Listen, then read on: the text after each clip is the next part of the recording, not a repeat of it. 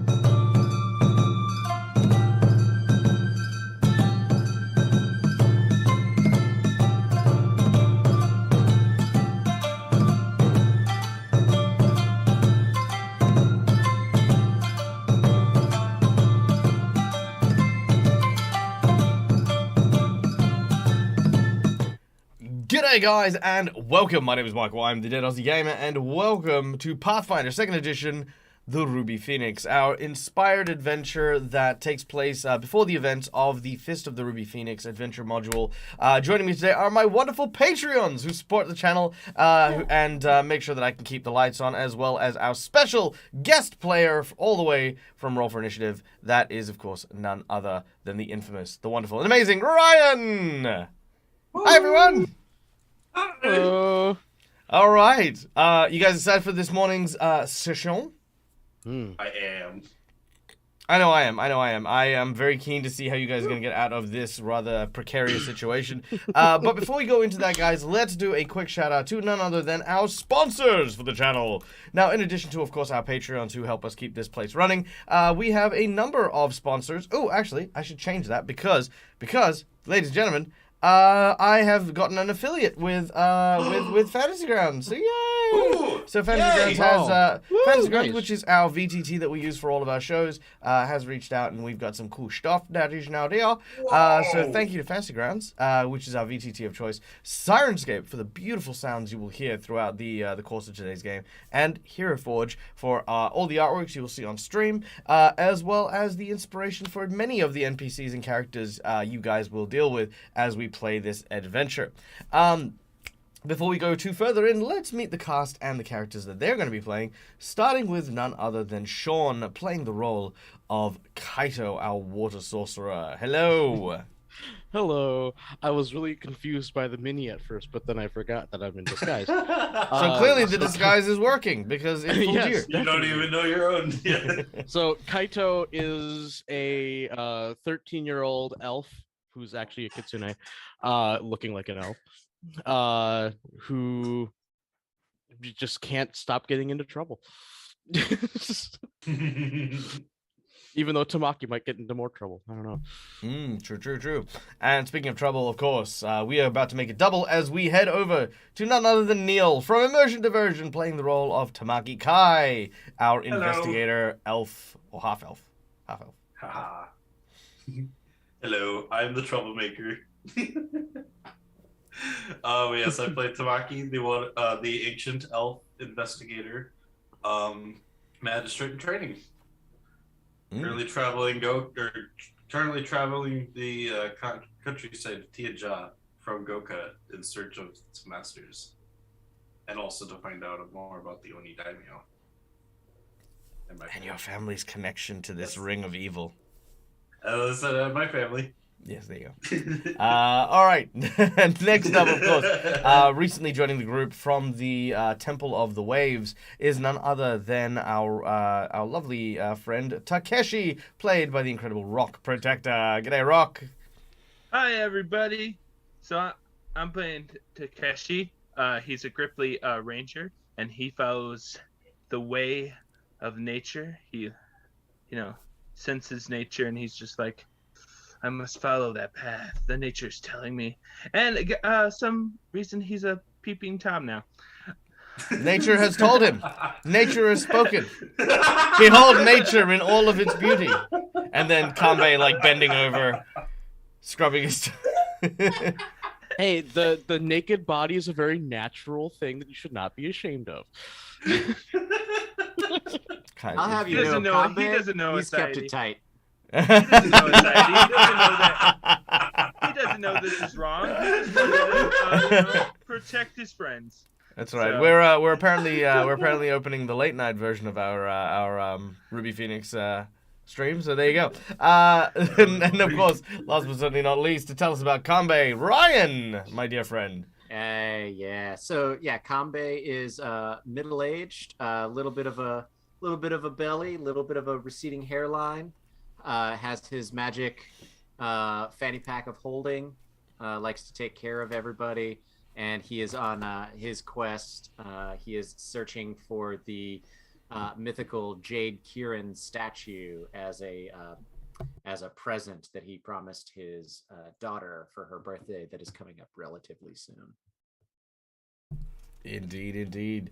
And that brings us to the end of our party introductions. And lastly, we need to introduce the other member of this group, of course, you guys in the chat, you guys in the audience, because any game that I play live involves you, my wonderful crowd, as you guys will get a chance to interact and participate in the game as we play. So if you want to head over to our channel points, which you'll find on the bottom left-hand side, and feel free to use the DAG dollary dues to do anything from providing insight bonuses to our group to give them clues on what to do next, divine inspiration to help them reroll, give all the group inspiration because, it helps out here and there.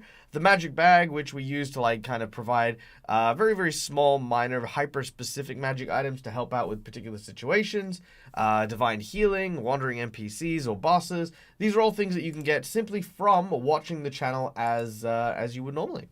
In addition, you can donate to the stream directly if you would like to, making sure that we can obviously keep the lights on as well. For $5, you can give either the players a hero point or me a jinx point.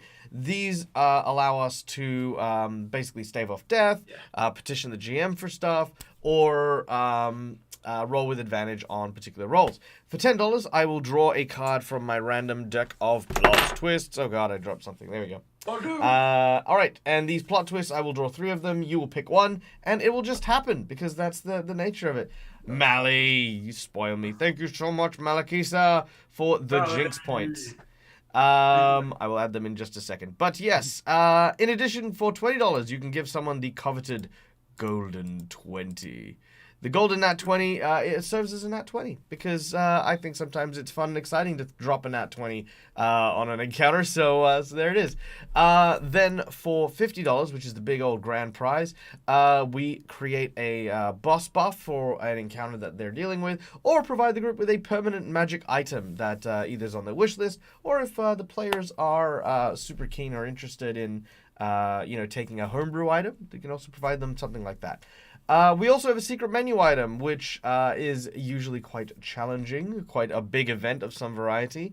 I have something in mind for this particular game, but I'm going to keep it close to the chest. So the ones that are close to the chest are usually just kind of like, hey, I'll drop Vecna into this fight, or something like that. So yes, the secret menu item is something quite secret. So we'll come to that. We'll come to that event if someone is brave enough to donate there. But I think that brings us to the end of our intros. So without any further ado, let us return to our campaign. You got my hopes up. Now I want to see Vecna.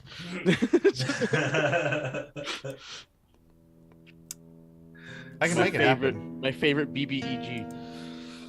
Vecna is what Kambe calls his trail mix. Yeah. Vecna trail mix. Vecna mix. That would probably not taste very good, I would imagine. Like Vix. a corpse. It's just Vix. You can't eat it with your left hand. It's just You can't leave. Yeah, you also have to close one of your eyes. It's just right eye, right? I forgot actually. Well, we return now to the Cullen Day, along the southern reaches of the nation of Tianxia, in the lands known as Nagajor. These rather volcanic mountains stretch out across most of the continent. Here in the city of Zomkulan, we return to our characters in a bathhouse, a very quaint, simple, and very, very homely hot spring bath, where Tamaki has decided to get some respite at the behest of a person he has encountered in the city. None other. That's not the right one. There he is. Boom. None other than the Oni Daimyo's right-hand assassin, the Sakura King. A person who has been hunting Tamaki since he left Goka, and has finally managed to slow down enough to actually have found him. Together, they have gone to a bathhouse for what might be Tamaki's final moments. The group is currently in the city trying to find traveling papers. Thanks to the efforts of Kanbei, Kaito, and Takeshi, they've gone and spoken to some of the members of the underground market and have been told to wait at the bathhouse for their travel passes, which is where they have encountered Tamaki in dire straits. In an attempt to try and save him from his would-be murder, our group has decided to join, for the most part, the two in the bath to make it a bit more public for the Oni Daimyo. Takeshi, however, trying to spare his modesty, has climbed the wall surrounding the hot spring in order to try and take a higher vantage point over the situation. And it is here that we return to our players. As Kaito, you are currently is soaking in one of the larger baths. Tamaki, you've just kind of been pushed off one of the chairs, the stools, as the Oni Daimyo is about to scrub your back. And Kanbei, you've kind of kicked Tamaki off the stool in order to insist that the Oni Daimyo scrub your back. The last thing that happened was an enraged Oni yelling curse words about the impropriety of this boorish person who has entered the bath, which he holds very sacred. Cleanliness is next to godliness, as far as the Oni, the assassin's name is the Sakura King. As far as the Sakura King is concerned, cleanliness is next to godliness, and there is rules and ceremony and decorum, and you uncouth old man are ruining his perfect assassination. So it is here that we return. I'm going to go into an initiative. This is what I like to call a light story initiative. This is just to see who kind of has an opportunity to interact or move at any given time. We're going to start with Tamaki, who has just been thrown to the ground by Kanbei. I say thrown to the ground, like again, you were just knocked off the chair more than anything else. But you can see that the Sakura King is looking directly at poor Kanbei. Looks like he's about to, kind of pop a blood vessel. All right. What do you wish to do? The only thing you can think of, I say, wait. Sakura King, let's think this through. I mean, we could always form a train. Like, he's got on the chair, so I will give him a back rub, then you give me the back rub. And then so we can just get it out of the way. I mean, he still wanted to give me that back rub. And I don't see him moving from that spot.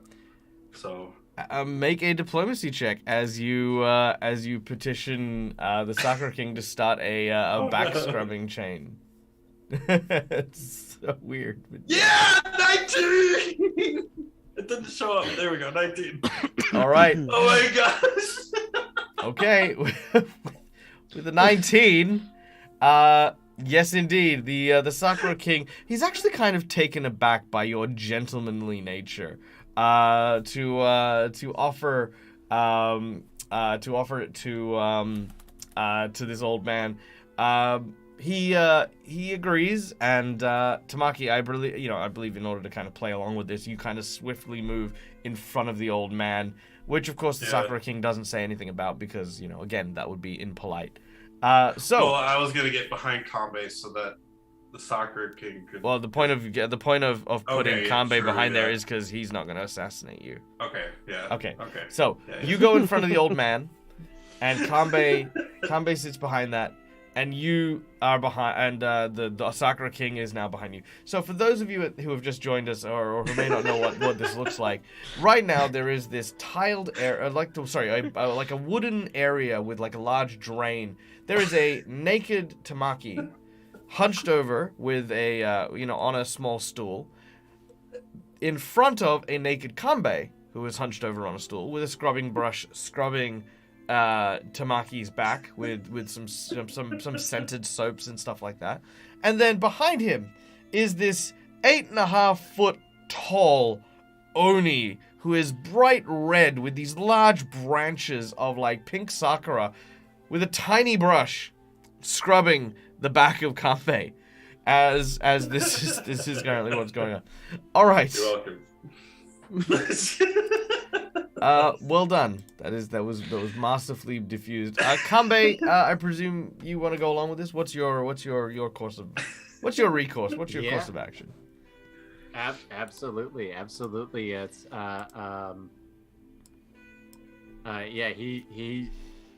he manages to like hold it together, and then he starts to see Tamaki start to get back in prime stabbing position, and it's just like, come on, man, what are you doing here? In his head. But then he gets in front of him, and Kanbei, he just he gets that scented soap on your shoulders, but then he sets that down, and boy, he's going in there. He's got like the knuckles down into the muscles. Like you're getting one of those. How dare you split the party? I'm gonna teach you a lesson. Oh, massages. Okay. Very nice. Not a friendly but deep it's massage. painful. But yeah, and then as he what he'll do, and he's got like one foot on one thigh and pressing it down so he can really get some good leverage. And the whole time he's prattling on to Sakura King behind him about so anyway, in Minkai, that's my favorite tea house that's there because they've got this oolong that's amazing, but then they also, as a follow-up, serve it with a chilled hibiscus, which is absolutely, it's actually kind of the color of what you got going on in the branches there, man. You might really dig it. He kind of starts to scrub like not hard, but like really quickly, and you see this just almost this torrent of foam starts growing over the top of you, almost like he's trying to bury you in soap. And he's just like, he's trying to be polite, but it's like this is sort of his version of the passive aggressive. Still kill Tamaki, cover his face in soap. I like how there's two different passive aggressive like cleanings going on at the same time. Yeah, it's almost like he's trying to like quickly get you clean and then like jog you on. Kaito, you're soaking in the bathtub, kind of watching all of this happen. What's your take? I'm definitely keeping an eye on the situation, but also I forgot I got like doused with like super relaxant, but so. Yeah, you got healed. But He'll scooch over, kind of close to the scene, but he won't like interact unless if something like so you kind of swim forward from where you were and you put your hands like kind of on the edges of the bath and you kind of like yeah. Oh, this is so comfy. Yeah, you still kind of smell the blossoms from the Sakura King that are very relaxing. And Takeshi, you're kind of up on the top of the wall here, and as you're peering over and kind of doing that, you see that you can hear this mom and child like kind of walking on the streets below you, and you can hear the child going, "Mommy, mommy, mommy," and the mom saying, "Don't look at him," and she's kind of walking her child quickly down the road.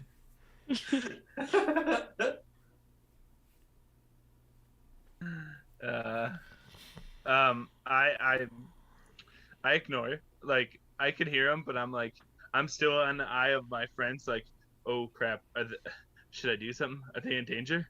Assassination. Yeah. All right, so you're just still keeping a weather eye. All right. At this point, the Sakura King sort of finishes scrubbing, and goes to stand up, as if he's going to get something or do something. Anyone wants to react as he rises to his feet? I'm just letting Kambe do what he's doing. I'll be specifically staring at the Sakura King to see if he tries any sleight of hand stuff. Like sneakily, like pulling out like a dagger or something. No, he does not. He walks over to what looks to be a bucket of water by one of the baths and uses it to scoop up some of the bath water and then walk over to Kanbei.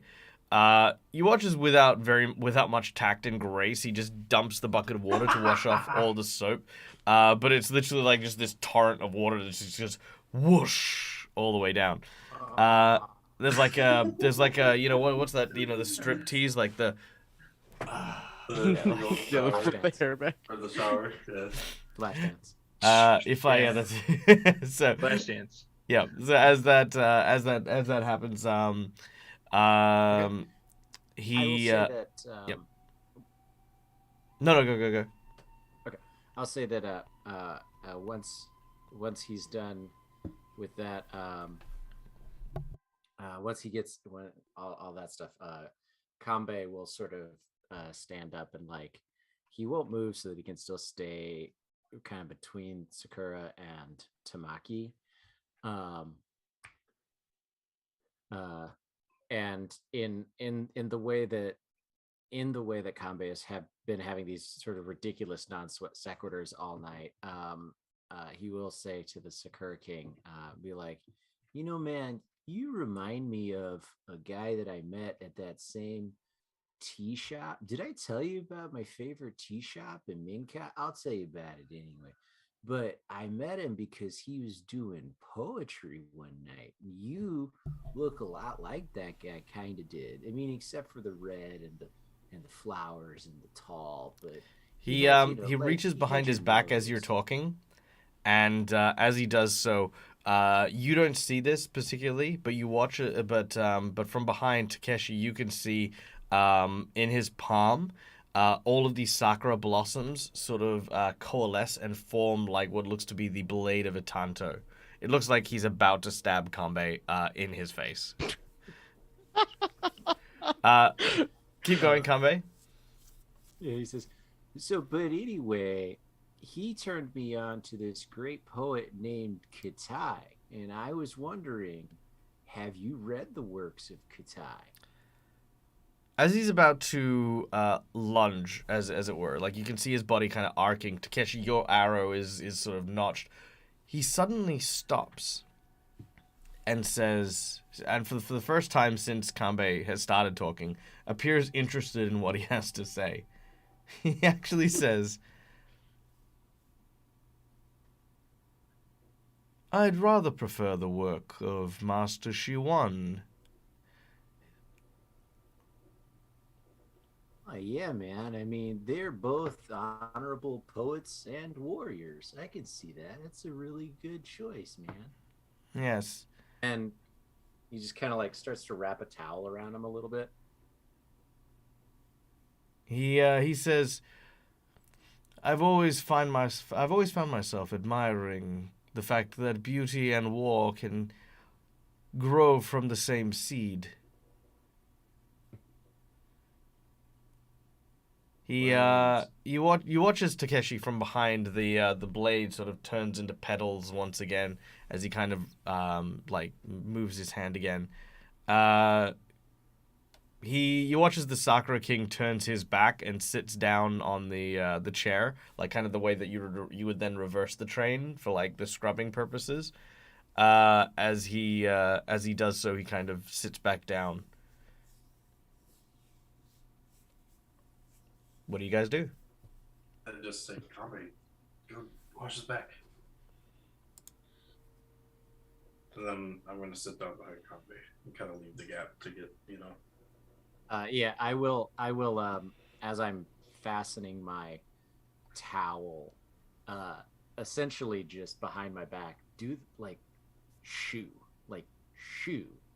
and like cough and nod my head towards the entrance for Tamaki to see me. Okay. And then I'll go over and grab one of the scrub brushes and be like, well, it would be really rude to have not say thank you for the excellent job you did, my fine gentleman, and start scrubbing Sakura's back. All right, as you start to scrub the Sakura King, it's quite large, so it's kind of like a two-hand kind of job. Yep. Tamaki is going to try and do what Kambe was motioning, and I'm going to try and sneakily get out of the. All right, make a stealth check. Entrance, and kind of look towards Kaito, knowing that to let Kaito know that I'm doing this too. So. Mm-hmm. I've been watching intently. If you mess this up, I'm going to step in. 21? Okay. Uh-oh. I can also, really quickly, I gotta find where it is. I can allow him to use my performance check instead of what he rolled. Ooh. Sure. You can roll your performance check, because I think that this is in its own way, its own kind of performance. So. That is very true. It makes a lot of sense. All right. Give it a go.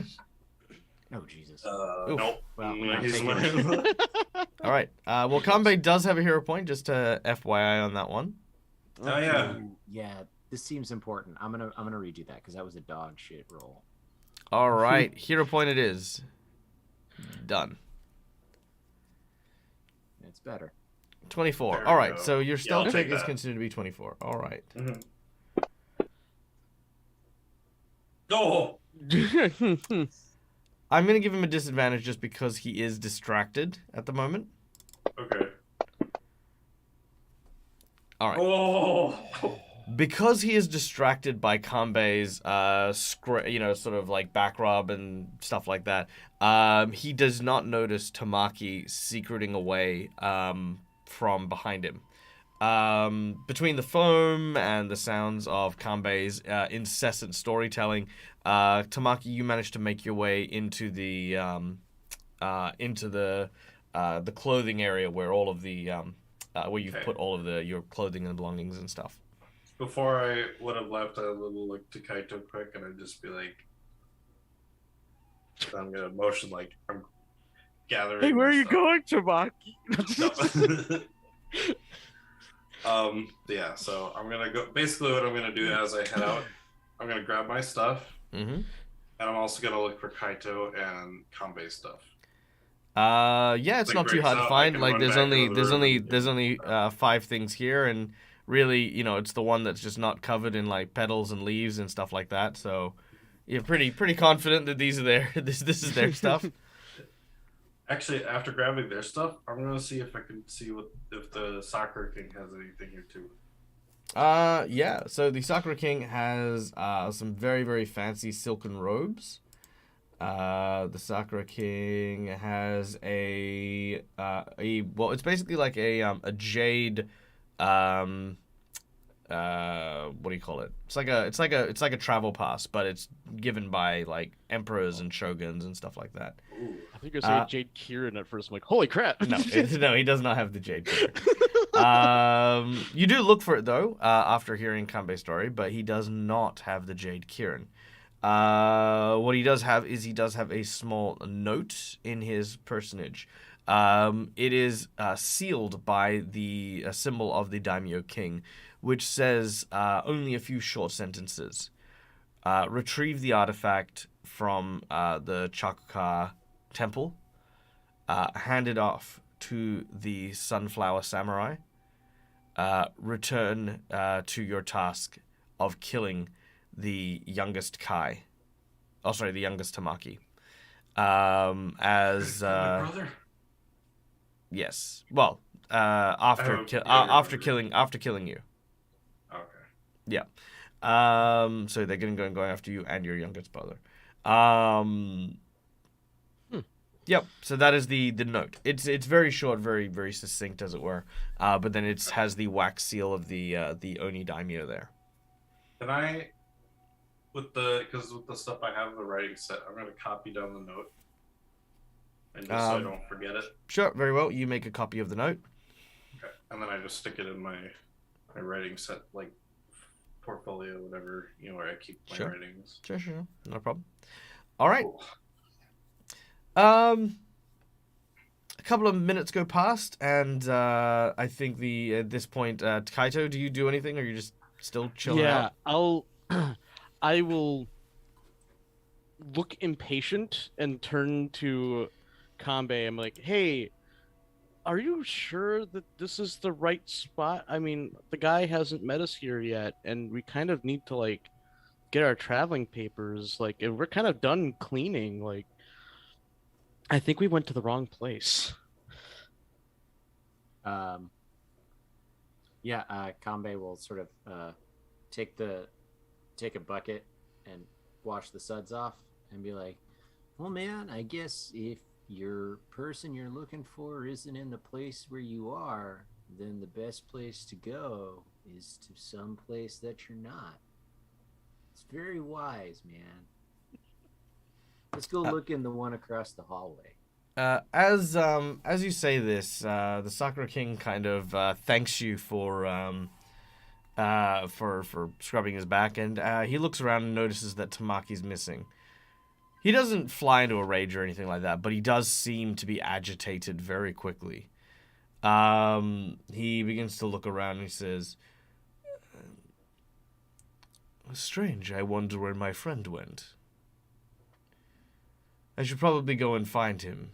I would hate for him to come to harm. He bows to you deeply, Kanbei, Kabe bows back. and will quickly make his way with thundering footsteps towards the change rooms where Tamaki is. Do I hear the thundering footsteps? Yes, that's why I called them thundering and Yeah. not soft I'm kicking gonna footsteps. Try and make my way outside after I He just change. tiptoes. I'm gonna try and make my way outside and try to get to see if I can kind of hide somewhere. I also recall that you have not actually put on your clothes. You have, as far as I'm aware, taken everyone's clothes and written down a note. So as you rush out into Okay. the streets, very, very naked, with everyone's clothes, you find yourself out in the street. Everyone is definitely looking at Tamaki and his immodesty. Where do you go? What do you do? You're at the entrance. The Oni Daimyo is heading your way. Oops, I jump in a bush quick. There are no bushes. You're on a volcano in a city. Okay. Shoot. I'm gonna put on my robe as quickly as I can as I'm kind of walking around the building. Wait, sorry, hold on. Have you ever tried to run and put on robes, Neil? No, that's why I'm doing it. Okay, make an acrobatics check, please, as you are trying to put yourself in clothes while you're 29. running. All right, with a 29, sure. I would say that you as you're running, you kind of begin to like pull your robes over yourself and move. It does still move you at half speed, and it will give you a disadvantage on a stealth check to try and conceal yourself as you do so. Okay. So, stealth check as the Oni Daimyo makes his way out of the building. Also, Tamaki, as you kind of ran out just before he did, the old lady that was at the front, she gives you a complimentary like kind of little gift basket type thing. It's like this small little tray. She kind of just puts it on your pile of clothes that you've taken out with you. Thank you. And then, so 2 stealth checks. So That's a good one. And the next one's a crit. Yeah. All right, that's a 20. All right, the Oni Daimyo heads out into the streets and begins to look for you. Let's roll a 2. Here we go. Yeah. He does get disadvantage because you are in the crowd, but a 21 is still enough. All right, he sees you in the distance. We will go into a chase scene, but before we do, Takeshi, you do get a chance to react as you have been readying your action. What would you like to do seeing this unfold?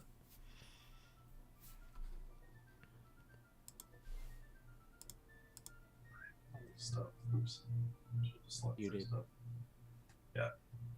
You're muted, Rock. That was good. Sorry. So, is there anything nearby I can like push on the ground that will stop the king? Or, yeah. Looking around, you can actually see that there are several barrels of rice on a nearby wagon that you could possibly use to distract him. Okay. Yeah, I will try to, get over there and try to take the barrels and roll them in front of him. So see if he could trip. All right. Make an athletics check as you put your arms against the wall and use your legs to kind of just kick the barrels over here. All right. Athletics.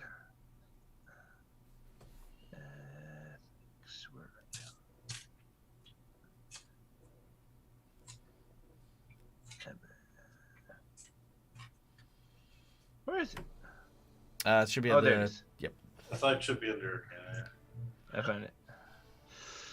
Oh, Natural 20! Wow! Not only do the barrels fall over, they fall over onto the Sakura King, and each of them are filled with like lots of grains of rice. And as they kind of pour down and they kind of land on him, he is buried just under what is like a stack of maybe 16, 17 of these like straw barrels. As he just goes, "Ugh!" and lands heavily. People have moved out of the way. They're like, "Oh my god, it hit someone!" And you can see that there's now a crowd of people gathered around the Sakura King, trying to free him because they don't know what who or what he is. They're just like, trying to help out. It will take a couple of minutes for him to get out. Kanbei and Kaito. Oh yeah. Okay. Yeah, I guess we leave the Kaito? bathhouse. Yeah. Oh, yes. As you leave, you notice that your clothes are Kanbei not comes there. up to you.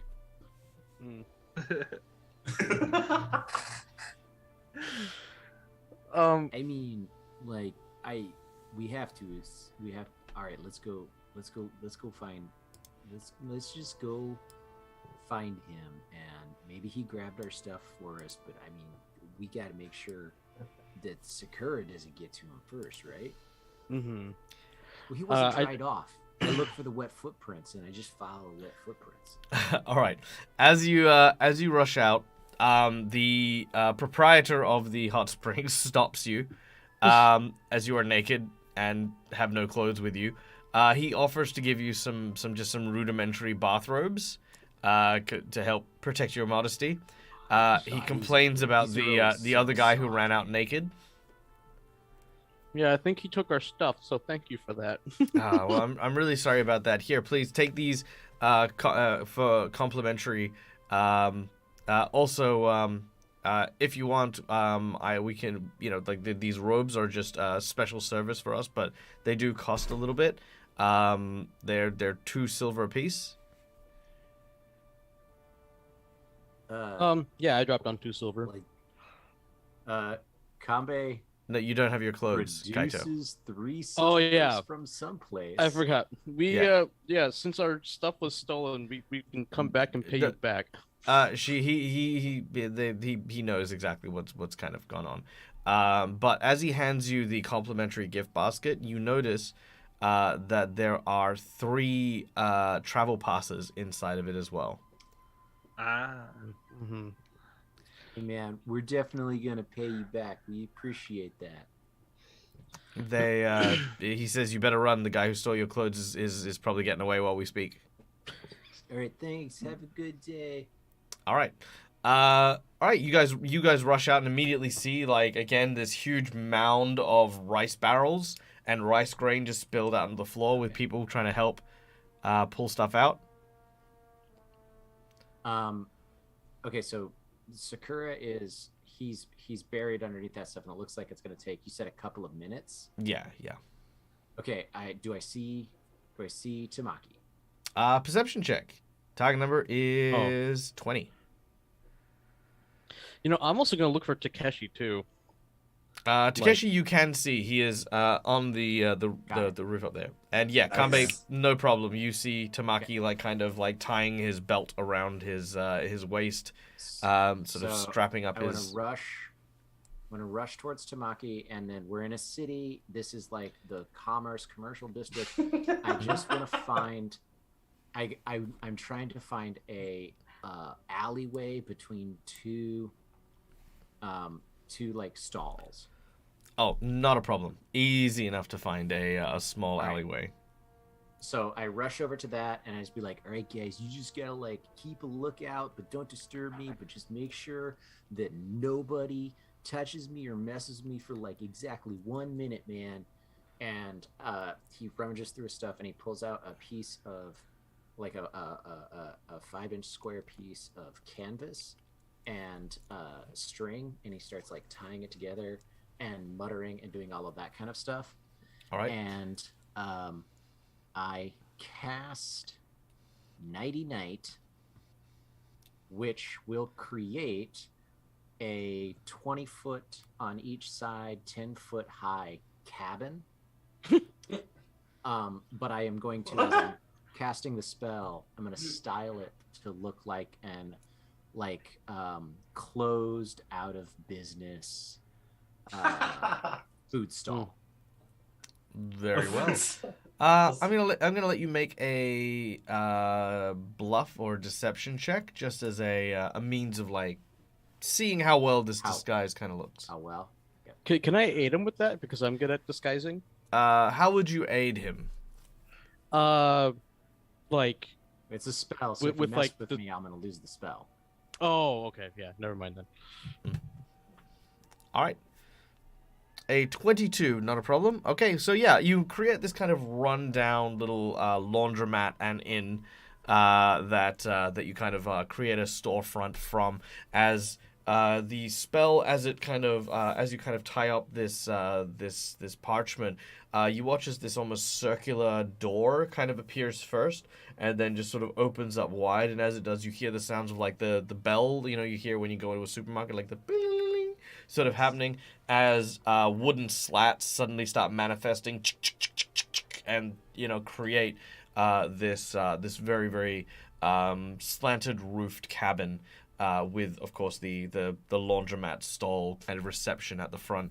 There is a little, and as a little detail, there's a little like kind of wooden banner hanging over the entrance with cloth that drapes down that just says out of business over the front of it. And yeah, the door very specific. Like, so I rush everybody in, and the door does have a place for a lock, and I rummage through my stuff, and I have a good. I can tell you how good it is. Just give me a second. I have a lock. It is a. Well, I'll cut you off there. It won't matter how good the lock is. You're good. I think you've done all that. You've set a lot of things in motion that I don't think the Sakura King can overcome. So does anyone not go into the cabin? I definitely go in. You want Yeah. to see Kanbei do Yeah. that? Yeah, you're right next to him. He had to go to Okay. you to get his stuff. Oh, okay, got it, Yeah, Okay, I yeah. came to get you. I'm doing this for you, for us. yeah. No, I know. I just yeah. The Yeah, I question go was: in. is with Kanbei ushering everyone in, does anyone not go into the building? Okay. I go in, yeah. All right. If everyone is good to do so, you go into the building and you shut the door. Kanbei locks it immediately, and you can no longer hear the sounds of the street outside. The goings on, I will let you know, is the Sakura King emerging. The Sakura King looking for whoever dropped rice barrels on him, chalking it up to an accident, having not seen Takeshi there in the first place, but then very swiftly moving through the city on a manhunt for Tamaki. The water does lead him to the alleyway that you were in. He does kind of peer into the laundromat and search the storefront, as it were, but there is no sign of Tamaki.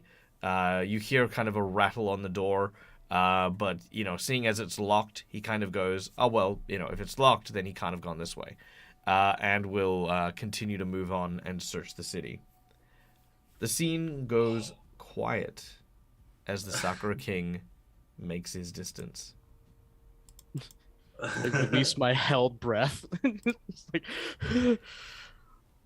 Yeah, Kanbei is just gonna he's pretty laid back and chill this whole time that you've seen him, and maybe a little aloof. But as he's just pulling on his underwear, and he keeps his robe, he kind of walks over to Tamaki, and he's just like, "Look, man, like I know you got your own thing, and I'm not one to stand in your way, but I just think maybe you kind of endangered your friends. And look, man, I'm not mad, but I am a little disappointed. I gotta sleep because all my magic's gone, dude. So You're absolutely right. I'll see Kanbei. you in like 6 hours." I'm so sorry. Kanbei moves over to one of the rooms within the little hotel. You watch as he takes off his slippers before he walks into this private quarter. He closes the door, which are these two rice paper doors, so you can still see his silhouette. And he moves over to a large futon and kind of like a portrait of like a beautiful landscape that's like he acts as like the headrest of this bed, and goes and goes to bed to rest for the time being. Tamaki, Kaito, and Takeshi, you are left in kind of the main area. You can kind of see that there are names on each of the doors with like, you know, it's kind of like a little wooden frame with your name written on it. It's actually sideways, you know. And yeah, you can see that there's a little space prepared for each of you. I'll try to get some sleep, but I don't know if I can after that ordeal. Before you guys do, I have to apologize. I swear on my name that I will not leave you guys again. I was just wanting to take care of things, not in a criminal-like way. Oh, speaking of which, we took care of things in a criminal way. Yeah, that's what I gathered. Just as a magistrate in training, I kind of wanted to keep my name a little bit clean. But if it means saving Tianjia from people like him, the Sakura King, I guess I can make a couple of exceptions. Yeah, you sometimes have to swallow your pride. Yeah. In which case, I hand Kaito the note that I copied that the Sakura King had. How many? I mean, that just says they're coming after you, right? Or Says the youngest Tamaki. are you not the youngest? I have a younger brother. Oh, is it the one that we've already met, or? No, that was the older brother. Wahiro is the oldest brother. I have, other than the Tamakis have 5 siblings, or 5. My father has 5 kids. Me and Steve. Oh yeah, so my younger brother is named Ayakichi. Is he back in Goka? He's back at Goka, yeah, but he's with my father. He's not young enough to kind of go out quite yet. Well, hopefully he's well protected there. But I shudder to think what would happen to anyone that would also try to defend him. Unless he means the youngest in general, but like unless he's talking about the boys, because I have 2 sisters as well. Are they younger than him? Actually, yeah. Did it specifically say brother though? Did it say? Or did it say the youngest Tamaki? So technically, Sakiwa is like around the same age as Ayakichi, but I think Sakiwa is probably the younger one. You have a lot of maybes about your family history, and I want to point out that you wrote this all yourself. I know. Okay. I know what I'm gonna do. I'm gonna have a massive extended Sakiwa family. and Ayakichi are around the same age. Well, it could be either of them then. Like, youngest means something very specific. Means very specific. Okay, fine. Sakiwa is the Kill them youngest. both. How old is Okay. Sakiwa? I don't know. I just gave my ages, but in age order, it would be Wahiro, Taruna, Kai, which is me, Ayakichi, and then Sakiwa. So then she is the youngest. Yeah. Well, I don't think we can get a message out because that could, be followed. Right. But, man, hopefully they're safe at, your massive palace with all your guards. I hope so. So far, it's just been me and Wahiro that have been able to get out.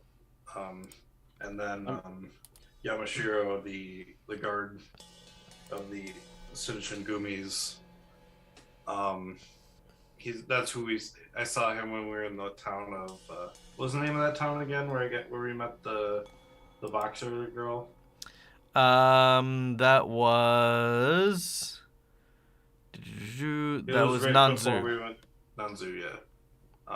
So yeah, we met. I saw Yamashiro when we left Nanzu. By the way, because what did the beginning of the letter say again? I'm gonna point this out. maybe this is something best discussed when the whole group can participate. Yeah. Actually, that's a good point. I just wanted to bring it up That's a at very that good point, but we should get some rest, and then when Kambe Yeah. wakes up, we'll talk about it together. Yeah. Very So- well. You actually finally rest for a long rest before I decide to attack you again.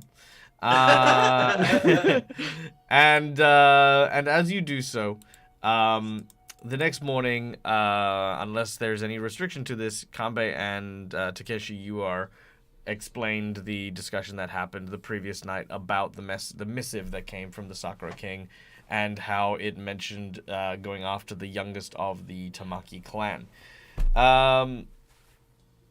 Now, how old is Tamaki Kai by his actual age, being a half elf, compared to his siblings born? So his younger siblings, compared to his younger siblings. So Tamaki is 100. So Tamaki is 100. Mhm. Okay. And to clarify, you're a half elf, yes? I'm an ancient elf, but yes. They're Sorry, like, a half like- elf? I'm an Oh. ancient elf, not a half elf. Oh, so you're a half elf. Okay. I'm, Oh, so I'm you're- a so you're full I'm a ancient. full elf Full with elf, the okay. with the ancient elf like. Okay, yep. heritage. Cool. Yeah. Beautiful. All right. That's my bad on that one. But yeah, okay, not a There problem. you go. In which case, yes, it would be a mention to specifically your youngest sibling, which is as you mentioned, your sister. The words of the Oni Daimyo and the Sunflower Samurai, however, catch your attention, Kanbei. Yeah. So, as that kind of gets done, I guess as you're talking about all that kind of stuff, and talking about your sister and trying to figure all that out, you notice that Kanbei sort of gets very quiet and just sort of has that 1,000-yard stare, and stops contributing to the conversation. Which is very unusual for Kanbei, who always likes to chime in with words of wisdom.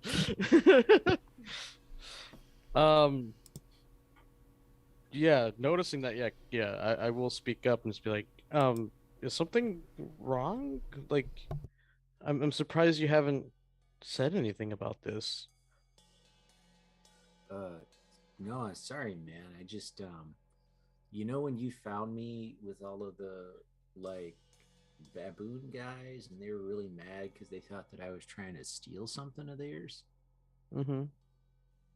Well, the note says that Sakura took took the idol, took something from those guys and gave it to this sunflower samurai. But like, all of my stuff said that they were the ones that were supposed to have the statue. So I'm thinking there's a chance that the sunflower samurai might actually have the jade Kirin, and if I could get that from him, then I'll still help you guys get. Well, I don't know if we need to go. I just think that maybe if I can get it from him, then maybe I don't have to do what I was supposed to be doing, heading up towards the spirit forest.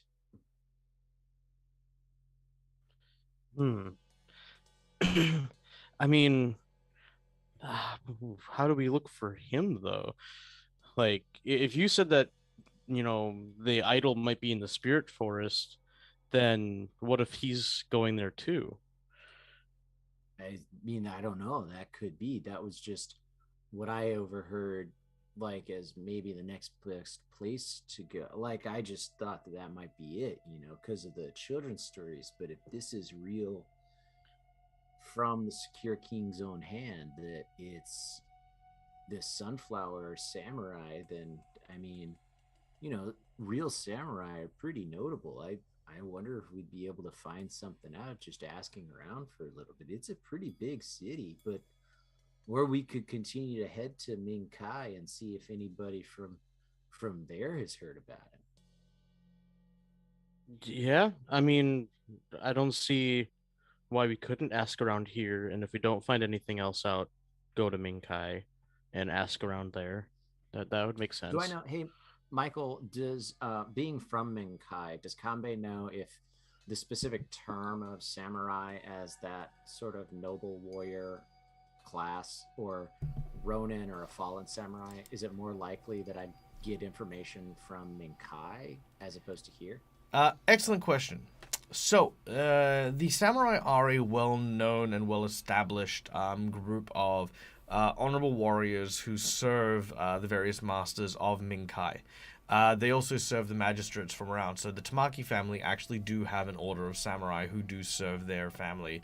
They don't boast as many. Like, the thing is some of them act as personal guards, while others act as almost an entire armed legion. The Tamakis had mostly like what would be considered to be like police. So in a way, the Shinsengumi were their versions of the samurai. They were kind of a deconstructed version of peasants who were then risen to kind of this samurai-esque position. So for Tamaki, the Shinsengumi kind of ring true to that. Kanbei, you know that the samurais were disassembled in many of the outer reaches of Minkai, where back in the day when the emperor had tried to take over a number of different locations but failed, many of the samurai who lost their masters would have committed seppuku or harakiri, and those who didn't became ronin, leaving a trail of ronin across Tianxia. However, there are still some who believe themselves to be to be still under the employ of their masters, even if they are dead, even if they're elsewhere. So, to answer the question in a very, very succinct way, instead of big lore drop, yes, there will likely be some samurai around. It won't be as easy to necessarily find them in cities or places outside of Minkai. But usually, if you wanted to seek one out, you would have to likely find like a dojo or a training facility. Usually they would either have a samurai instructor or have someone who would be able to point you in the right direction at the very least. Okay. And anyway, to say this all a little bit more succinctly, if we wanted to find like a samurai, we would go to a dojo. And so we could check out a dojo here in the city, and then if not, head back to Minkai and find a dojo on the coast. Yeah. That sounds it sounds like it's our best option. Uh yeah, might as well check that out. But I mean, also Tamaki, like I want to make sure that was Ryan. That was Ryan. Not I know. Yeah. I But love I it. want to make sure that I have a feeling that if we can thwart what Sakura is doing, then that might help keep you and your sister safe. Yeah, that's what I was thinking. Thank you. I don't know. Takeshi, what do you think, man? You've been so quiet over there, little frog dude.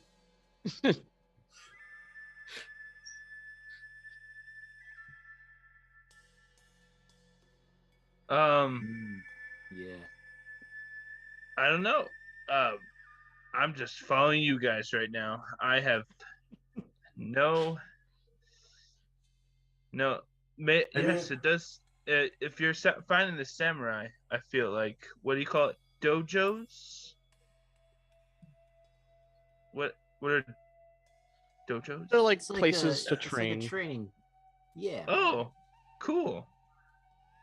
Oh, Yeah. right. Like the place It's the you place you met me in. us in, yeah. Yeah, kind of, Oh, yeah. okay. Okay. The master never told me, specifically it was dojos, just, training, Yeah. Room. Have you ever met a samurai?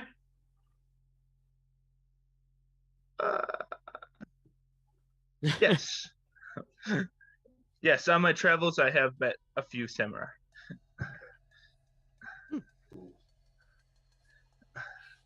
All right. But- Well, Before we go though, I'm gonna go ahead into my room quick and I'm going to change.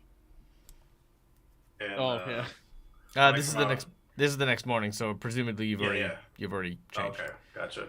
Yeah, you just see the rags that you first saw me with. Oh wait, no. The ones we bought Oh. for you.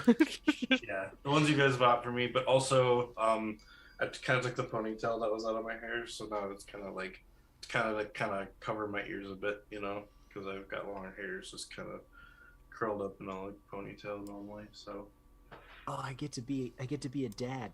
So he sees you in these rags, and then What? Kambe like takes his What? backpack off, goes to his backpack. He's like, I appreciate. I'm sorry if I was a little harsh, man. I didn't mean to yuck your yum, but I appreciate that you're not wearing the logo.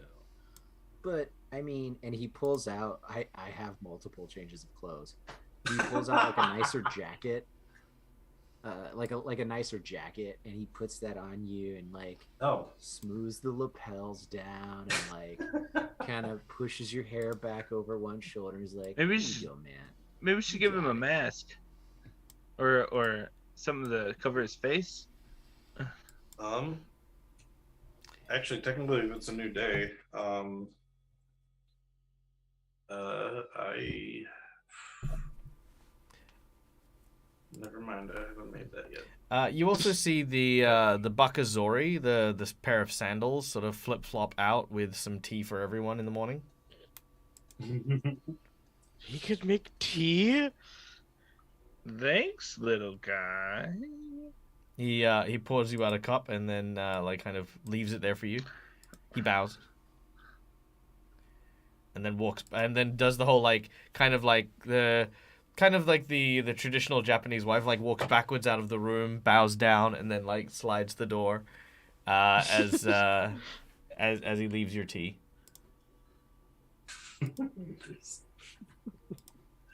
So, how about we all stay together, check out a dojo, and if that's of a course. no-go, then we can go to Minkai. I couldn't make it. I couldn't stick the landing. It didn't rhyme. but still. Min Kai. No. I promise I Yeah, won't go man. solo. Solo, yeah. Nice, well done. Solo. All you right. know, So after eating and getting yourself well rested, you begin to make your way out into the bustling streets. All right, let's change up our music, shall we? All right. Asking around town, it is not difficult to find the identity of the dojo in the area. However, everyone who seems to mention it or talk about it seems to do so with a level of disdain. Basically saying that that if you want to learn martial arts, you should go and learn hand-to-hand combat at this renowned dojo, or that you should learn the volcanic fighting styles of the salamanders down deeper in the pit. Which, if you remember the layout of the city, there's like that large pit area. They tell you, it's like, oh, if you want to pursue martial arts or if you want to go to the Ruby Phoenix tournament, you should go and do this. No one does swordsmanship in this place, and there's only one dojo, but it's like kind of in the poor district, and it's not very well reputed. Not a fan of heat. I think I'll prefer to stay out of the pit. Huh. I'm If gonna we're- put my. Sorry, I'm just gonna put my scarf in my backpack quick because I know that's another way of being yeah. able to see me. So. So it sounds like there's not many places a samurai would go, and if you say this guy's a very noble samurai, would he go to the poor part of town? Well, everyone's right. saying that this person isn't a noble samurai. That this person. Oh, is not just noble kind of, yeah. samurai. Oh, okay. Yeah, I heard that wrong everyone's then. kind of just smack talking this person, as it were, Okay. and saying he's not worth your time. He's kind of like he's beyond his prime, as it were. So maybe the poor area. It does sound like the best. Yeah. Then. Yeah. I mean, possibly. Those kind of people are the ones that I feel deserve the most of our time. Yeah, let's. I say we can give that a go, and then if he's not here, then I mean, I think it's more likely that there's more people that have heard of him and know where he's going on back home. And also, we made a good impression on the people in that district last time we went Ah, there. yeah. All right. So to the Poor District Dojo. All right. Following the pathways, you eventually make it to what looks to be a once upon a time a kind of like well, actually, ironically, a laundromat. Large bamboo poles seem to line this this entire area with like kind of just these rags and dirty kind of torn sheets that still kind of almost like stand as a testament to how quickly this place was abandoned. As you make your way into the area, you can see that many of the kind of tumble dryer kind of things that they use, these large slats of wood, have been placed into the middle of the this opened area. And ooh, that's really cool. I didn't even realize that was a thing. Hey, Kabe is using a hero point. Are you now? Oh, I forgot to use it earlier. No, it's fine. It's really cool. It comes up as like a diamond and stuff. I love it. Yeah, that's cool. All right, so you can actually see that a lot of these large pillars that that line this central area have like these massive gashes and cuts through its through all of its person. You hear a voice suddenly call out to you. I can't speak Japanese. At least I can't. Not right now. I think it was. No, it was. He basically says "mate," and then it's like kind of like this this kind of very stern and sharp way of telling you to halt in your position. I will He halt. stops. Yeah. All right. Now I do apologize around. if my my translation is not up to snuff. He says, "Kutsu o nuede kudasai." For those of you who speak Minkai, which Kanbei you do, he asks you to remove your shoes. Yeah. So Kanbei. Do I see who's speaking? You do not, but you hear it Okay. seemingly come from further in. Yeah. So Kanbei just like, hey guys, just go with me on this one. Just be cool. Let's take our shoes off. And he takes his shoes off. Does anyone not take their shoe off? I don't do, think but I I put don't it in think my I wear backpack. shoes. Very well, then you're fine. All right. And in Minkai, in Minkan, he will respond back. Is there anything else? And when he speaks in Minkan, Kanbei loses all of that cadence and vocal fry that you're used to, and it's actually very gravelly and brusque and kind of sounds a little like dad voice. Like it's a little scary. Very cool. I love it. All right. He he says, "Kore wa seshi desu. Nande kita no?" He said, "This is sacred land. Why have you come here?" We are looking for a warrior, for a samurai who is known as the Sunflower Samurai. It is very personal and very important quest.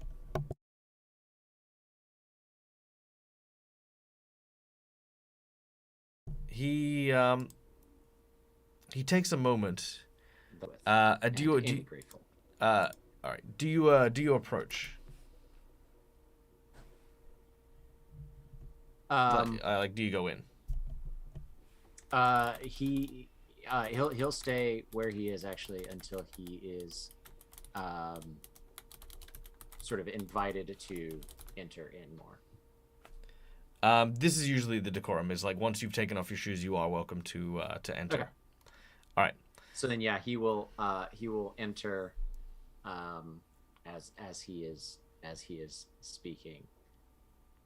Yep, and I'll just follow Kambe's lead. Cool. He says, Naze himawari samurai o sagashite iru no desu ka? Which translates to, why do you seek the Sunflower Samurai? The Sunflower Samurai was given something by someone it was not theirs to give. It was taken from me. But I do not seek quarrel with the Sunflower Samurai, simply to retrieve what is precious to me.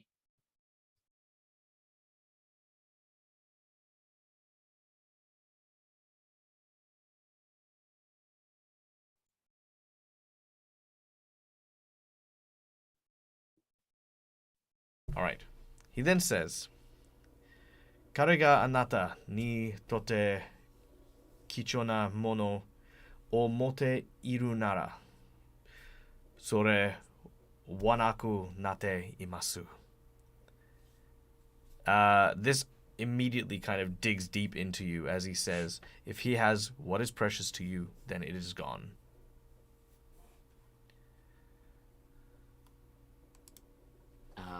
Very just matter-of-factly and sort of with as much I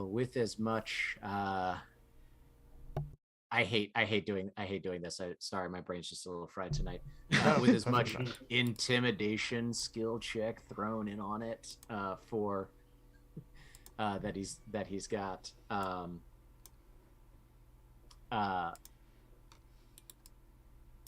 I don't know about invitation. What he says back is he just says, "I do not accept that." At this point, stepping out to the area that you are in, a figure emerges from the darkened shadows. Bear with me while everything loads up. There it is. All right, what you see is this.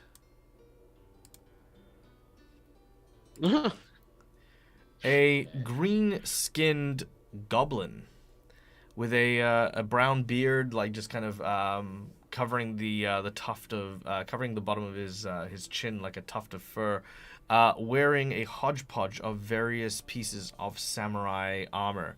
As well as just like bits of like broken debris and flotsam as kind of like, you know, arm bracers and the like. He wears a kind of a rusty red pot, kind of all traditionally used for laundry and stuff. He probably found it in here as a headpiece, as kind of like a helmet.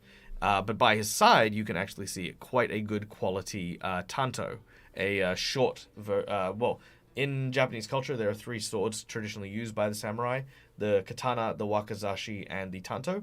The katana is the 2-handed blade commonly used by the samurai. The wakizashi is a shorter blade, usually used for closer quarter combat or very narrow combat. And then the tanto is a dagger, usually used in last resort situations or used for defense because of the shortened haft being quite good for leverage. This is a very high quality tanto comparative to the, again, mixed-matched hodgepodge of materials he's wearing. The samurai armor is usually well fitted to its wielder. However, this does not fit this goblin. He's definitely kind of made adjustments and changes to this. And as he steps out, he looks at you. And I'm going to do the rest of this in English just because I'm not going to try and keep up that. But, you know, for the mystique of it, it was cool. So he says in Minkai, I'm just going to, yeah. He says, refusing reality and fighting against it is the samurai way. Perhaps there is something that I can do to help you. He emerges and, again, Tamaki, Kaito, Takeshi, Kanbei, you all know the reputation of goblins. Goblins are voracious pests more than anything else. They specialize in basically mimicry, as it were, if you want to really call it that. A long time ago, they just kind of lived in like little hovels and the like. But the more that they integrate themselves into various societies, the more they adopt those cultural elements and incorporate that into their own culture and society. This looks like a goblin dressed up as a samurai more than a samurai. But to Kanbei, the one thing that stands out for you is that he is speaking very fluent Minkese. He is definitely holding himself with a certain posture. You know that samurai tend to. So I guess with that, just sort of that old like, don't judge a book by its cover. Do I get the feeling that he maybe is playing on other people's prejudices and expectations of him as a goblin, and he might be the real deal? That is absolutely a possibility. Okay. Well then, I will sort of go forward. I'll take sort of a step forward, and then a little bit of a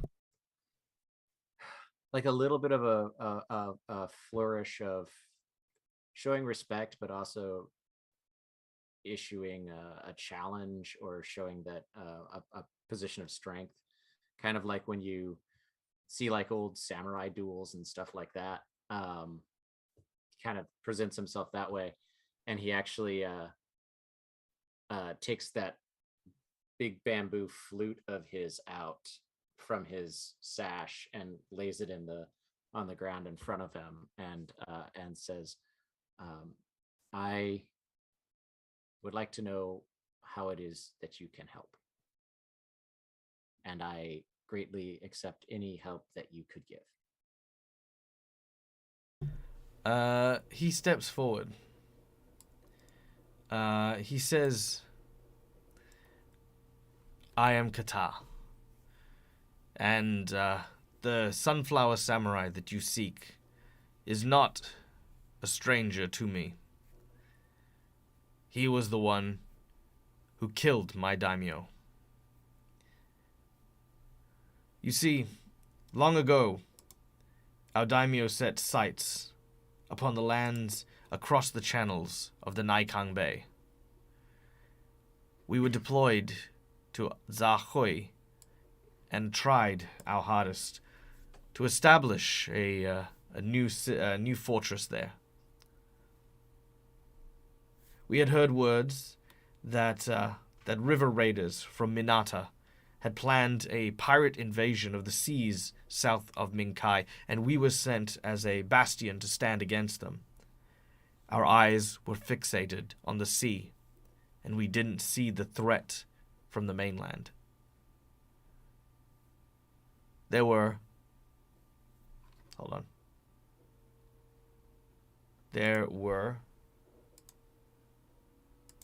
700 of us, and all were defeated within a single night by one lone samurai. We did not know his name, nor to which master he served. All we knew was that he traveled with the smell of sunflower seeds.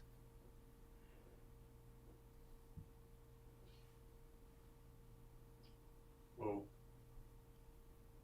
I've spent many years thinking and burning the image of the loss of my kin, my fellow samurais, my daimyo, so that I could one day strike at and kill the samurai myself. But that time has passed. I am too old now, and my training has exceeded that which my body is capable.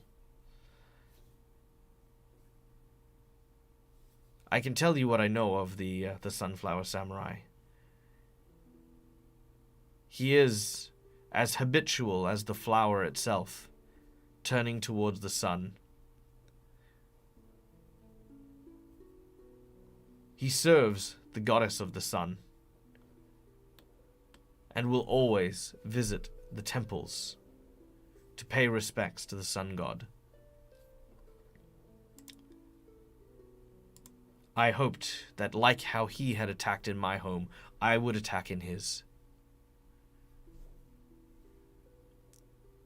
I have learnt a secret technique taught to me by a distant and far-reaching friend from the beyond the Veil of Spirits.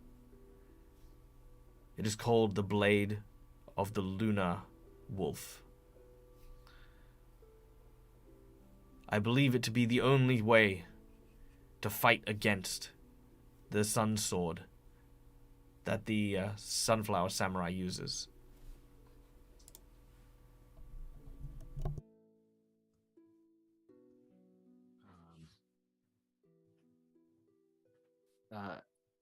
Still in Ming Can, he says,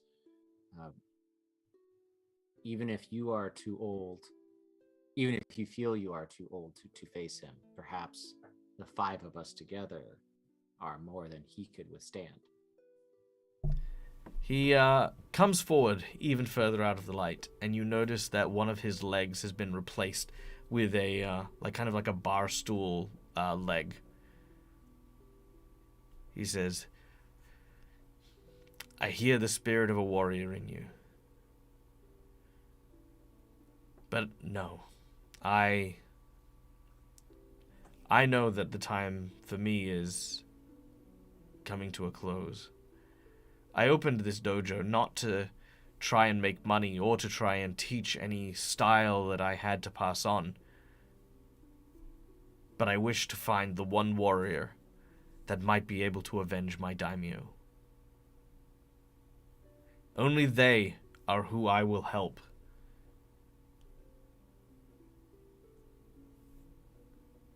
If in retrieving my treasure, I can avenge your daimyo, would you teach me this technique? He says, I would. And I do not wish or seek for you to specifically kill the Sunflower Samurai. I wish only that he acknowledge the strength of one that he had shown, had treated as less than a warrior. We flash back to a dramatic scene of a battle against hundreds of goblins, each of which dressed in proper fitted samurai armor, fighting against this one samurai with like this long ponytail, like literally by the dozens being cut down by this flowing technique of fire as this person's moving.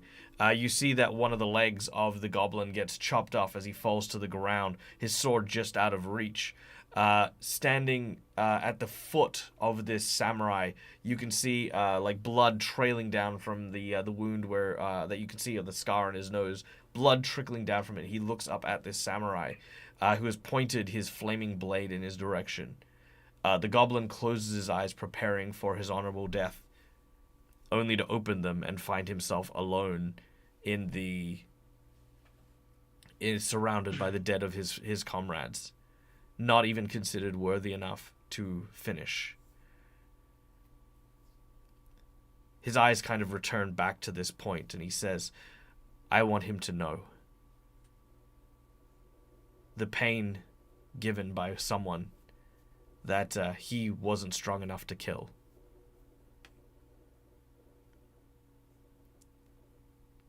What's the goblin's name again? I know he said it. He said his name was something that I didn't write down. It was. I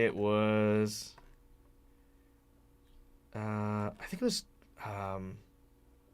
You know what? I'm gonna change his name. His name is now, Kuro. Kuro.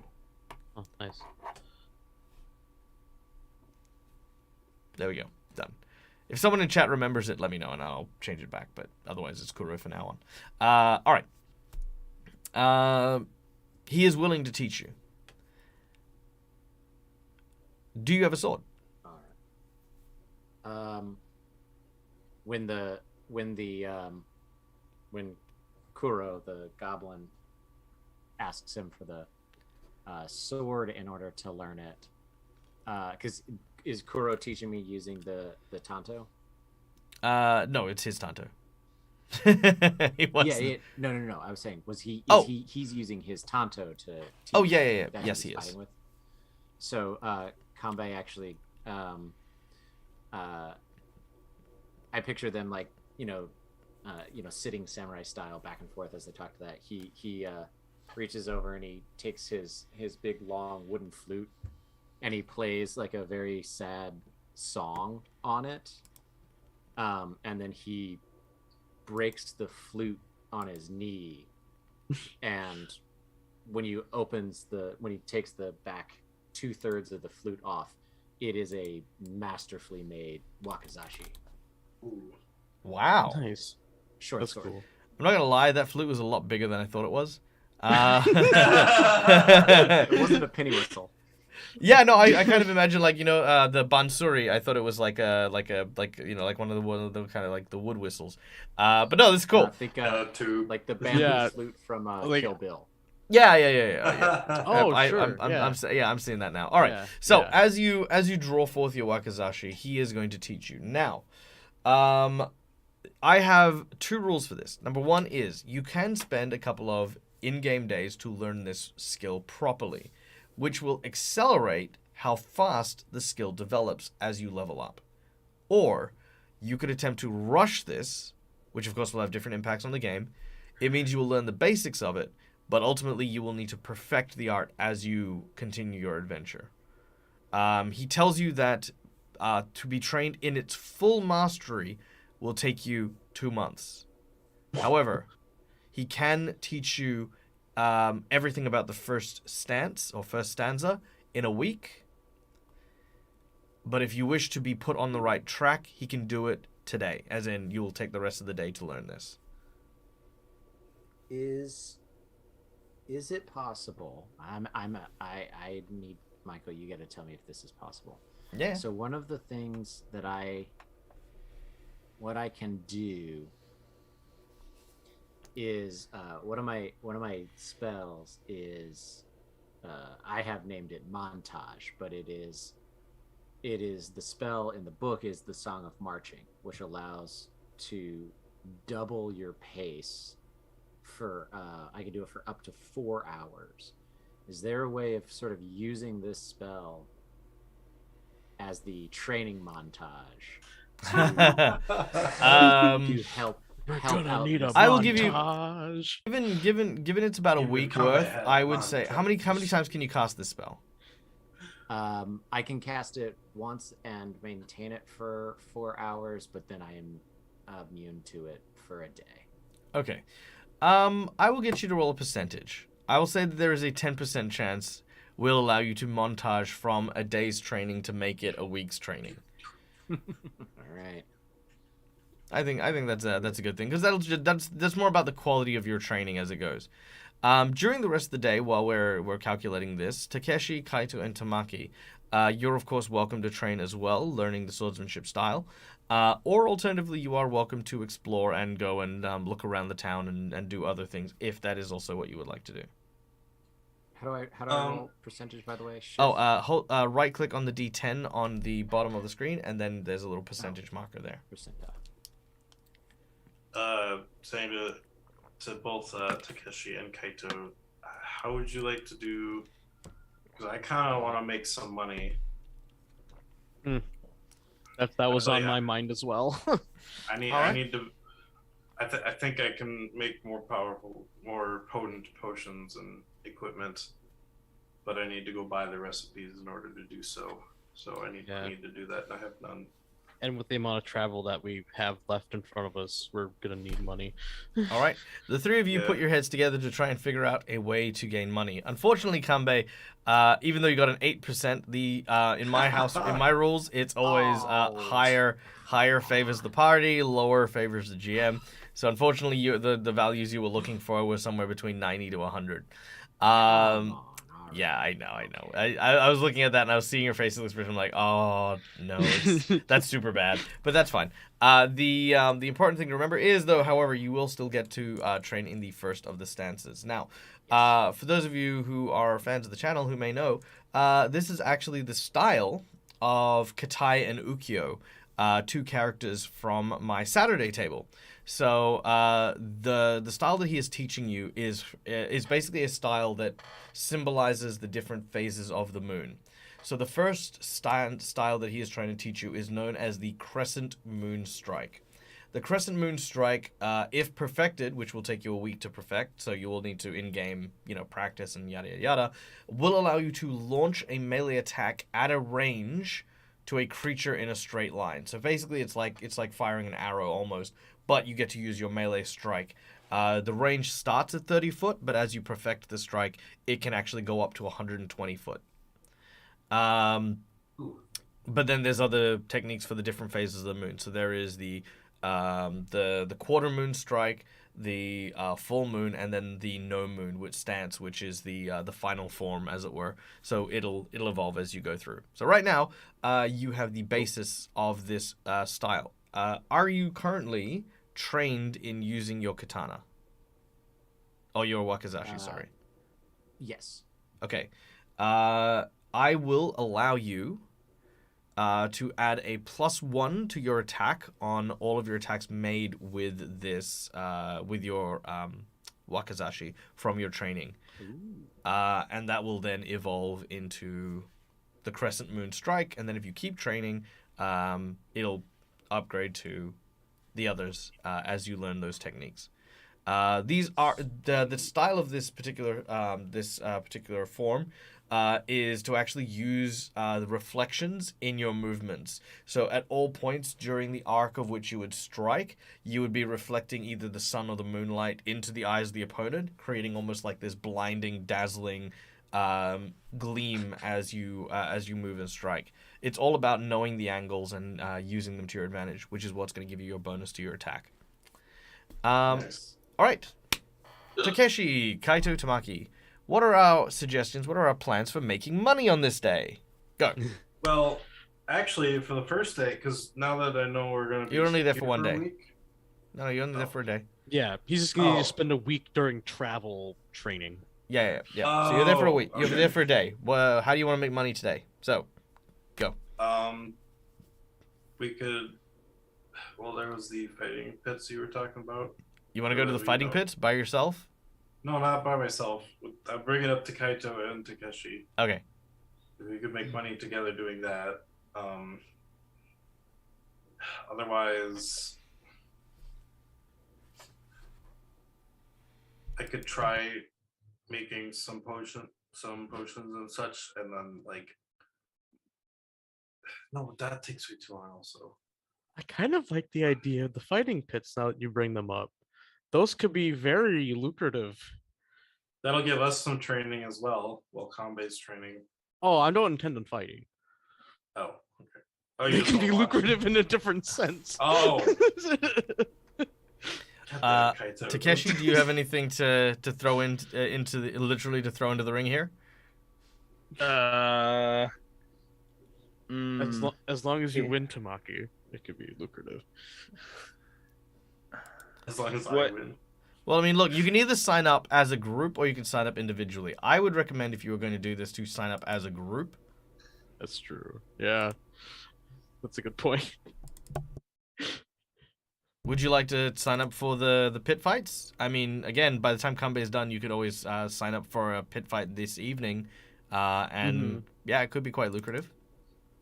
Do they allow Actually, what do you think? weapons and or magic? 100%. I guess we'd have yeah. to find out when we go there. Think Okay, of it this cool. way. It is very underground, this fighting pit. It is not it borderline allows cheating in the sense of like there have been cases where people in the great. crowd will throw like brass knuckles into the arena for people who are losing and stuff like that. It's Awesome. equal parts winning the crowd as it is about being good at fighting. Oh, good. I love the sound of that. Bring that on. I mean, Takeshi, do Kaito you was have always a fan of the fighting pits in Goka, hence the job that he took for a day. Takeshi, do you have any way of making money that you might want to do, or do you think the fighting pit would be good? I don't know. On the road, we can't do it here. When I've been traveling, I would hunt and sell my pelts. Oh, yeah. But that's kind of hard to do here. Well, I there's think. always different types of creatures here, than, we could find some new, hunt what they need around here instead of what we might find in the forest. Or, Oh, wait, I also have the bear pelt I can sell. I don't know how much that would go for, though. Bear pelt, probably about 2 silver. Okay. I could turn it into a robe. All right. Yeah, I say we drop that off somewhere, and I like the idea of the fighting pit. I have a little bit of PTSD from being in a fighting pit, but all right. Actually, Kaito, while we're onto this, Kaito, can you make a society check for me, please? Oh, sure. I think he's actually pretty decent at that. Oh, no, he's not. What do you do in these per se fighting pits? You beat people up until you win. You don't have to beat them up. You just have to get them to surrender. Well, that's winning. And in this place, it seems like weapons might be allowed, so you might be able to bring your bow. Oh, with my, kind of like what we did in the tower. I didn't go in the back. I didn't go in. Ooh, for real? Oh, that was kind of fun when I met you guys. All right. With a bit of coaxing and talking. Do you guys bring this up with Kanbei while he's training or anything? Yeah, just to tell we can bring it up. Yep. Yeah. All right. What's Kanbei's thoughts on this? You're kind of breathing heavily. You've got like a few cuts over your body from from the training as this happens. This is about maybe a couple of hours into your training. Yeah. If Kanbei has a way of this goblin, by the way, has near infinite stamina. Despite having one leg, Nice. he's just never exhausted, even compared to your spell. Yeah, I mean, I think like, whew, I might have to stop by and get Leono like a burrito or something on the way there. But it seems like a little bit of traveling pocket money's not a bad idea. And hey, maybe I can even try out what the little master over there's been teaching me. Oh yeah, you can try out that. Okay. He also he then says, "Enough talk. Your training continues," and he basically shoves the rest of you guys out. All right. We'll go get things set up. That was all right. Kind of yelled at Kanbei. You hear the sound of clashing steel as you guys leave the dojo. You make your way to the edge of the pit, as it was called, and I'm just gonna fast forward this because there's a conversation that I want to have, but I don't want to spend all my time distracting it, and we'll describe the pit and all the cool stuff next time. But you find your way to a secret club, and it kind of tells you that this is kind of like the place to sign up. Kaito, you recognize the person who is there signing up because he is the current reigning champion of the pit fights here. The reason why you recognize this individual is because it's him. Because Nice. he was one of the pit fighters in Goka that you regularly scheduled fights for. All you know is that his number 34. That was all he ever called himself, and that's the same thing he's listed it here. 34 is the name of the reigning champion here in the pit. He is, kind of like here at the same time as he's kind of like, it's kind of like, you have the guy who's signing in is like this kind of weaselly little dude. And then the person kind of like there as well, kind of like, you got to be tough enough to fight this, is kind of like there as well, just, chilling out. So, the person you're talking to is a human who sees you and says, welcome in. I don't suppose that you'll be interested in earning a little bit of pocket money. I'm actually looking for a couple of strong individuals to pad out this evening's events, if any of you are keen. Although, I mean, truth be told, you don't really look like fighters. He kind of looks and sees only really Takeshi with a weapon of sorts. Spellcasters, maybe? Magic? Hoodoo, voodoo, juju? Yeah? Yeah, I'm a spellcaster. But also I'm strong, as he holds up his arms and like anime, or like a cartoon style, the noodle arm just goes. The bandaged individual kind of leans over the table. You kind of hear the sounds of his muscles creaking. You also notice that he's got manacles that have been busted on his wrists as he kind of like leans forward and kind of looks at you. You kind of get that he's like getting a sense of you, as it were. What do you do, Takeshi, as he as these two are looking at you?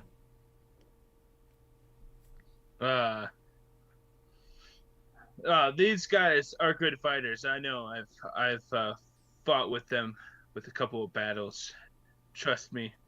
They might not look much, but they can kick some butt.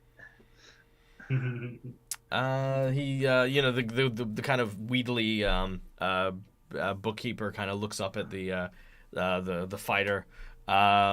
He then turns his attention to Tamaki. Tamaki, what do you do, or say? I say, do you supply weapons? You watch as his eyes go from like this like assessing eyes to like these like kind of like, like, you know, like kind of like it's like Really. He was like man. He was like looking over and he was like, prove your worth, and then it's like, do you have weapons? And so the fighter leans back and just sort of gestures at the bookie. The bookie says, we can put you into some opening acts. You know, nothing too big. You know, maybe fight a lion or something, and you can all fight together and stuff. Yeah, you know, we'll see where it goes. You know, Lion. A lion. We could do something better than that. We on the road we fought a bear.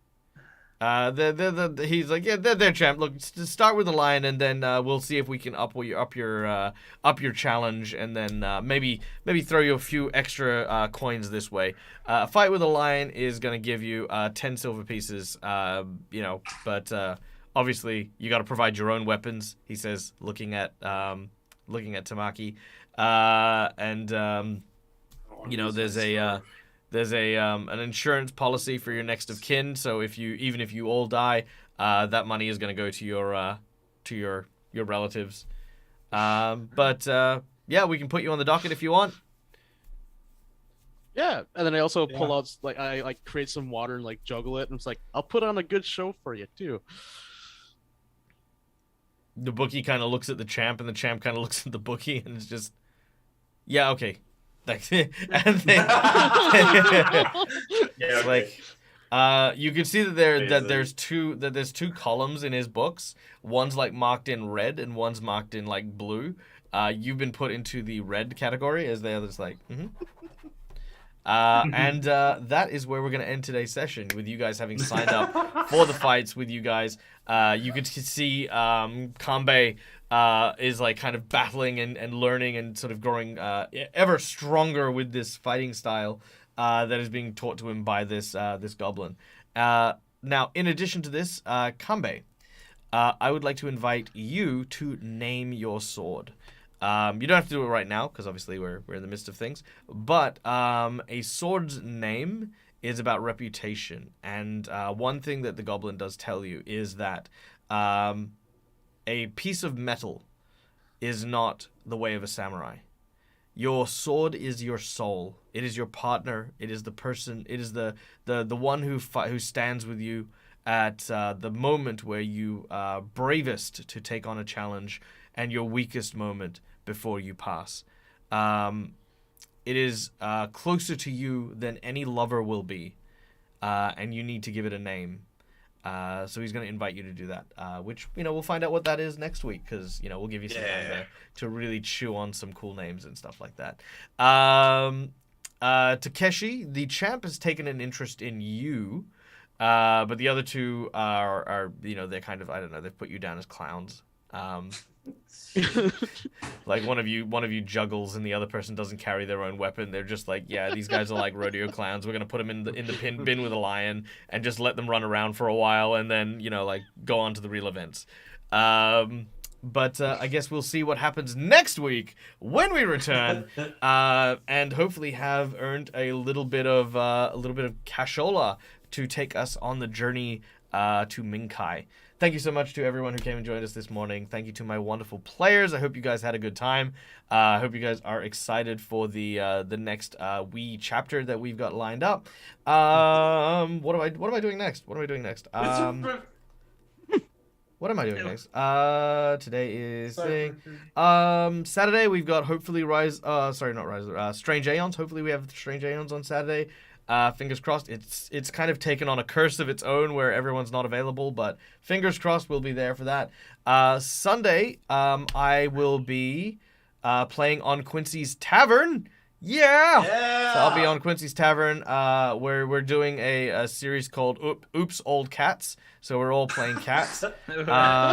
And you know what? Actually, this show has this game has actually inspired my character. So I'm going to take a moment and just share with you guys the character that I will be playing for this game. It's a secret. It's a secret sneak peek because I'm the guy who does all the Hero Forge designs, so I feel like I have the right to. Yeah. All right, so this is the character that I will be playing, inspired by my Ruby Phoenix table. It is. Here we go.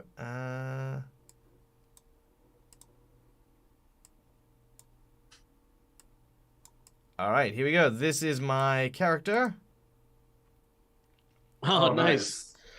Who is because basically Oops All Cats is we're all playing cats in this game. So I'm playing a catnip addicted drunken master. So he is so yeah, it's gonna be a lot of fun. It's gonna be great. So yeah, look forward to this cool cat on Sunday. And then Sunday evening as well, big news. We are going to be breaking down our City of Mist talk. We're going to be chatting about the system, and we're going to be talking about what we're going to be doing moving forward with our Twitch Plays series, including what we kind of want to do if we want to make a new character for City of Mist or all of that stuff. So that is going to be on in the morning on Sunday for the folks in the US, the evening for the folks in Australia. So yeah, come check that one out as well. And if you want to follow all the news on Dead Aussie Gamer, go follow our Discord. You can find us all there.